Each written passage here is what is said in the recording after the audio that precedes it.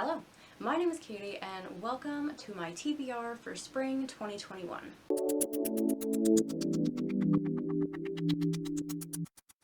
Okay, first off, let's acknowledge that my hair sucks and I don't care. Secondly, I am going to be having surgery in the month of March. It's nothing major, they're just reconstructing my ACL and gonna attempt to sew my meniscus back together. So it's outpatient, there's nothing really wrong with me, I just am tired of falling over because my knee doesn't want to work. So that may affect my content, my schedule, whatever. I'm trying to have stuff like pre-filmed and go up at regular intervals. I think the day I'm posting this might actually be the day I'm having the surgery. But anyway, if I'm not really around, or if, you know, videos don't go up as planned, or if you see like stuff that's obviously been pre-filmed, that's why. So now that we have that out of the way, let's just go over the books that I have selected for spring 2021. I have 13 here, and that's like ended up being a weird number because I just picked 3 nonfiction, you know, one for every month of spring, and then just like 10 kind of random fiction books. So yeah, that's how we arrived at 13. I'm not saying all these books are gonna get read. I tend to mood read, so these are just like things that I might try to prioritize. We'll start with the nonfiction. First things first, I have On the Origin of Species by Means of Natural Selection by Charles Darwin. I am mostly trying to read this because I'm taking a biology class right now, and I like to read stuff that kind of corresponds to other things I'm learning, just because I feel like that helps to reinforce my memory of the things I'm learning. Also, this is a book that I've read in bits and pieces over the years, but never really just sat down and read straight through, and I would finally like to do that. The next nonfiction book I am trying to get through this spring is The Selfish Gene by Richard Dawkins. Similarly to my reasons for reading On the Origin of Species, taking a biology class, I enjoy the overlap. This book's kind of long, and I'm not totally sure I love the way Richard Dawkins writes, so we'll see how this goes. It might end up getting DNF'd if it's just too dry. The final book that I am trying to read this spring is the one I'm most excited about, and that is Caste, The Origins of Our Discontent by Isabel Wilkerson. I read The Warmth of Other Suns in January and loved it. It's definitely high up on my list of favorite nonfiction books, so I'm very anxious to get to this one. Next, I think we'll go into some books that kind of, well, I didn't really select them for this reason, but I saw that there is another round of Tome Topple happening in March, so I'm just going to go over all my options for Tome Topple. So if you aren't familiar with Tome Topple, it's usually about 2 weeks, 10 days, 2 weeks, something along those lines, and the idea is to get through your tomes, so anything over 500 pages.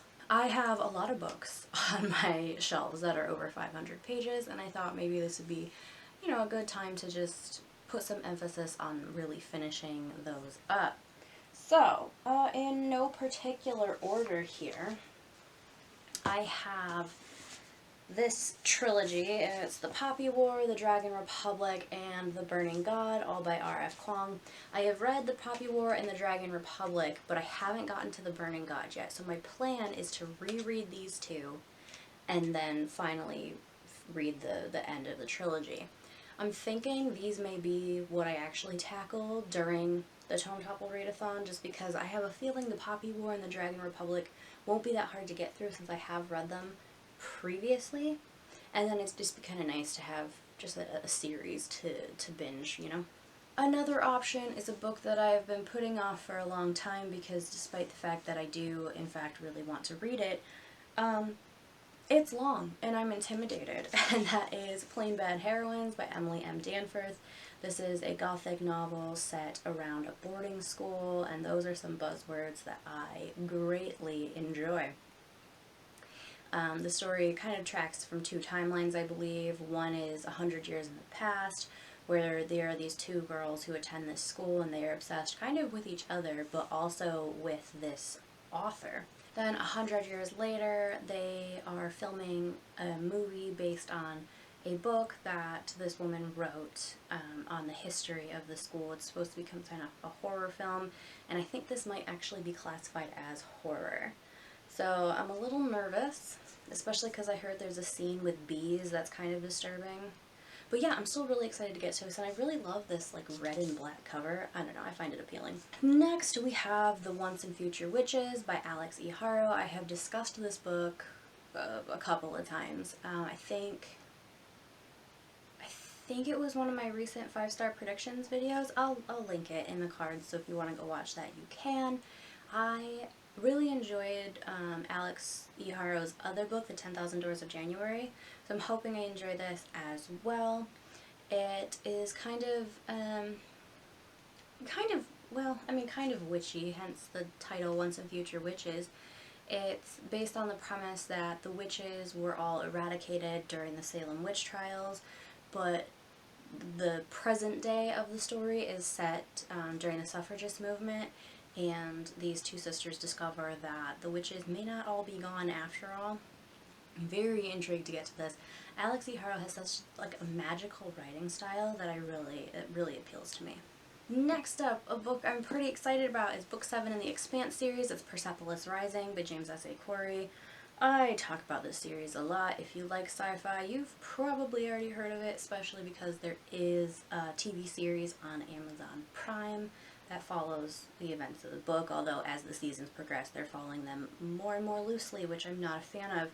But yeah, I'm really keen to get to this because I also have book 8 on my shelf, and I can't remember if it's going to be a 9 or 10 book series, but either way, I'm getting very close to the end here, and I think book 8's the last one that's even out right now. I'll have to look that up, but yeah, I'm pretty interested to get back to this. At this point, I have formed such an attachment to the crew of the Rocinante that it always just feels like coming home when I pick up one of these books. The last tome on this TBR, and this is going to be a real toss-up, and that is House of Leaves by Mark Z. Danielewski. Yeah, we'll see. I've heard people say you either love it or you hate it. It's very polarizing. But I want to know. I want to know. I hear it talked about a lot. I want to know how I'm personally going to feel. So we're going to try to get to that, try to get to this one this spring as well. The last 3 books I have here are a lot shorter, but they are very different from one another. First off, I have Splittooth by Tanya Tagaq. I'm not totally sure what this book is about. I'm not even sure if the people who have read it totally understand it either, based on what I've heard. But it's kind of like an experimental writing style. It is written by an Indigenous author and is really largely based on Indigenous culture. The back says, Tanya Tagaq is a Canadian Inuit throat singer, improvisational performer, avant-garde composer, and experimental recording artist who won the 2014 Polaris Music Prize for her album Animism. So, I'm intrigued.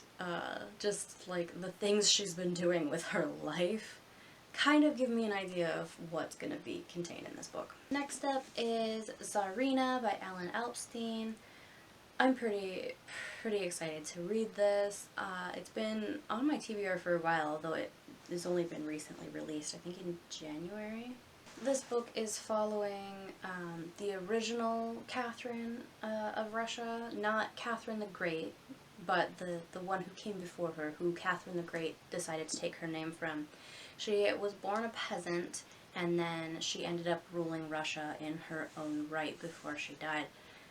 I really have always found her to be pretty inspirational. I read a nonfiction book on the Romanov dynasty last year, and found her to be the most fascinating character in the whole book.